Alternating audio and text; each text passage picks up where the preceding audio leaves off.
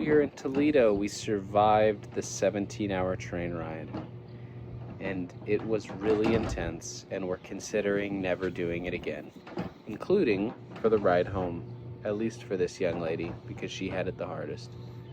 Caden had a great time. It didn't help that there was no internet on the train, which there normally is, and we were banking on that, so we didn't download anything on the iPads. So we had no iPad entertainment for the children. It was a 17-hour train ride overnight. Just kind of misery ensued. Horrible night of sleep. Nobody slept. Shout out to Sam for being literally the mom of the millennia, pulling us through it, but we're finally through.